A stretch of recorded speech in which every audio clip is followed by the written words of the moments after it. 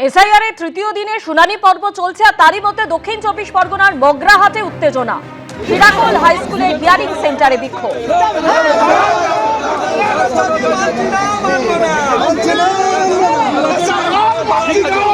আমাদের প্রতিনিধি সরাসরি গৌতম মণ্ডল আমাদের সঙ্গে রয়েছেন। গৌতম, কি কারণে বিক্ষোভ?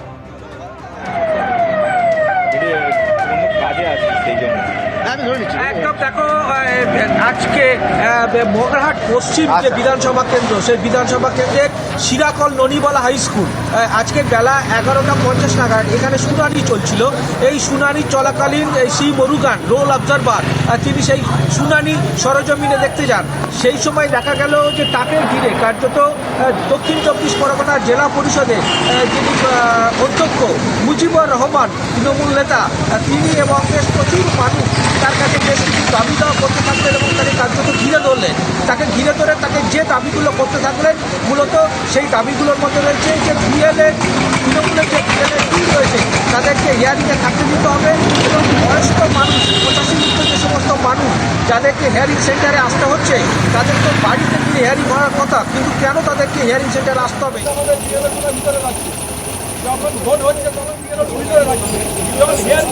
শিরাকোল হাই স্কুলের হিয়ারিং সেন্টারের বিক্ষোভ, সেখানে যে ছবি আপনাদের সামনে তুলে ধরছে এবং এখানে একইভাবে বিএলএ-2দের ভেতরে থাকতে দিতে হবে এমনই দাবি জানানো হচ্ছে এবং না থাকতে দেওয়ায় তৃণমূল কংগ্রেসের তরফ থেকে বিক্ষোভ দেখানো হচ্ছে। দক্ষিণ চব্বিশ পরগনা তৃণমূল জেলা পরিষদের অধ্যক্ষ মুজিবুর রহমানের নেতৃত্বে চলছে বিক্ষোভ।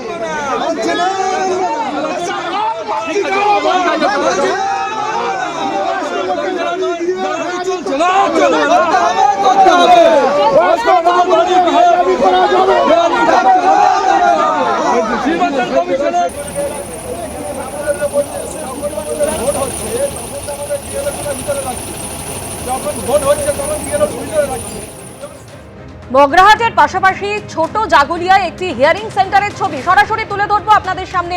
আমাদের প্রতিনিধি সমীরণ পাল সেখানে রয়েছেন। সমীরণ, কি ছবি এই মুহূর্তে সেখানে?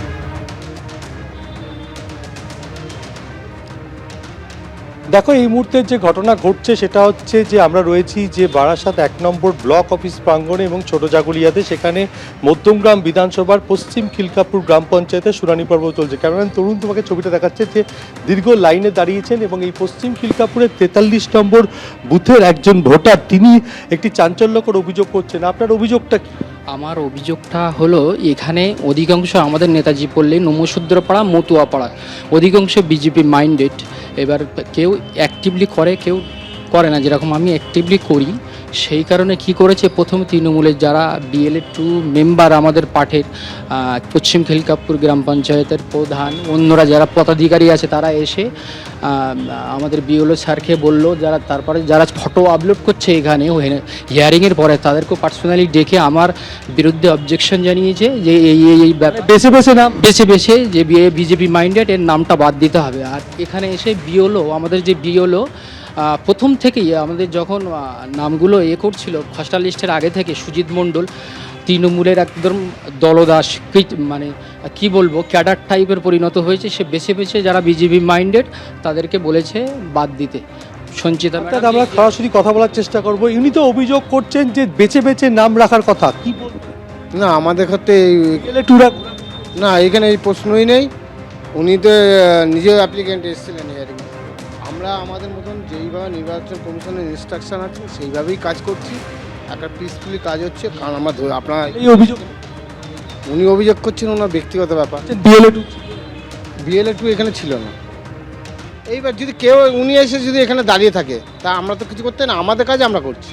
আমি সরাসরি জানার চেষ্টা করবো সুজিত মণ্ডল BLO, উনি অভিযোগ করছেন আপনি নাকি বলছেন নাম বাদ। আমি নাম বাদ, আমি কি নাম বাদ দেওয়ার আর রাখার মধ্যে কেউ? নাম বাদ দেওয়ার আর নাম বাদ দেওয়ার জন্য তো উনি অভিযোগ, ওটা ওনার পার্সোনালি এলিগেশন দেওয়ার ব্যক্তি।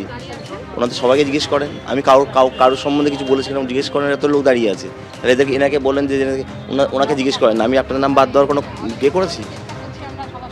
সুস্থভাবে কাজ করার জন্য দেখছেন তো, একটি মানুষের অভিযোগ, তার মনে হয়তো কোনো কষ্ট হয়েছে, কিন্তু ওনার তো কষ্টের কারণও নেই, ওনার তো কাগজপত্র। উনি বলছেন BLA-2। আমি তো এই মুহূর্তে, আপনি দেখতে পাচ্ছেন কাউকে? এবার বিএলএ 2 এর যদি নিজস্ব কারোর হয়তো কেউ হিয়ারিং এসছিলেন কিনা আমি জানি না, সঠিক জানা নেই আমার। অর্থাৎ দেখা যাচ্ছে যে এখানে অভিযোগ রয়েছে এবং সরাসরি BLA 2 যিনি আছেন প্রশান্ত দাস, তার কাছে জানার চেষ্টা করব যে আপনার বিরুদ্ধে অভিযোগ করা হচ্ছে যে আপনি নাম বাদ দেওয়ার কথা বলছেন, এটা কতটা সত্যি? আপনি কি নাম বাদ দেওয়ার কথা বলছেন? না, তাহলে উনি অভিযোগ করছেন।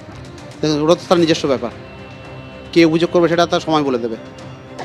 নির্বাচন কমিশন স্বচ্ছ কাজ করছে, এখানে অফিসাররা সবাই স্বচ্ছভাবে কাজ করছে, নাম প্রত্যেকের, এখানে প্রত্যেকে হিন্দু, প্রত্যেকের নাম উঠুক, এটাই আমরা চাই। অর্থাৎ তুমি শুনলে যে তৃণমূলের যিনি BLA 2 রয়েছেন প্রশান্ত দাস, তিনি সরাসরি অভিযোগ অস্বীকার করেছেন এবং তার বক্তব্য হচ্ছে কোনোভাবে প্রভাবিত করা হয়নি এবং যারা দায়িত্বে আছেন এবং সংশ্লিষ্ট যিনি BLO রয়েছেন 43 নম্বর বুথে, তিনি অস্বীকার করেছেন যে কোনো রকম কাজের সঙ্গে তিনি যুক্ত নন এবং যারা দায়িত্বে রয়েছেন যে এখানে একেবারেই কোনো সমীরণ, BLA অভিযোগ পাল্টা অভিযোগ, একাধিক বিষয় উঠে আসছে। তুমি আপাতত আমাদের সঙ্গে থাকো। আর এই তৃতীয় দিনে SIR এর শুনানি পর্বেও আমরা দেখতে পাচ্ছি যে ভোটাররা তারা বিভিন্ন হিয়ারিং সেন্টারে নথিপত্র নিয়ে হাজির হয়ে গেছে। এখন কাদের আজকে ডাকা হচ্ছে সেরকমই কিছু উদাহরণ আপনাদের সামনে তুলে ধরবো। খসড়া তালিকায় বদলে গিয়েছে বাবার নাম, নাম বিভ্রাটের কারণেই SIR শুনানিতে তলব, জানালেন জোড়াবাগানের শুনানিতে হাজিরা দিতে আসা এক ভোটার। আমাদের বাড়িতে অনেক 3-4টে নারায়ণ আছে, এবার একটা নারায়ণের বাবা আমার বাবার নামে ঢুকিয়ে দিয়েছে। কনফিউশনটা কোথায় তৈরি হলো? ওই যে বাবার নামটা দিয়ে দিয়েছে নিমাই শাহ, আমার বাবার নাম অরুণেশ্বর শাহ ছিল, সেটা 2002 সালে। এইবার হয়েছে কি, এবার 2002 সালে হওয়ার পরে আমি ওটা কারেকশন করে নিয়েছি, করে আমার এখন আদার্স যত কিছু আছে ডকুমেন্টস সবই আমার বাবার নামে আছে। মনে হয় ওর জন্য আমাকে মনে হচ্ছে ডাকলো। ও মানে আপনাদের যে নামের যে বিভ্রাট হয়েছিল, সেই বিভ্রাট থেকে আপনি যখন পরিবর্তন করেও নিয়েছিলেন, তারপরে যেহেতু 2002 প্যান কার্ড সবই আমার বাবার নাম রয়েছে। 2002 ত্রুটি ছিল বলে সেই জন্য খালি ওই একটাই ত্রুটি, সেটা আমার ফল না, সেটা ইলেকশন কমিশনারদের ফল। সে যদি আমার বাবার নামে নিমাই শাহ, অরুণেশ্বর শাহ জায়গায় নিমাই শাহ করে, সেটা তো ফলটা আমাদের না।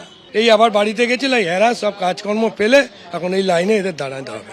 এবিপি আনন্দ, এগিয়ে থাকে, এগিয়ে রাখে।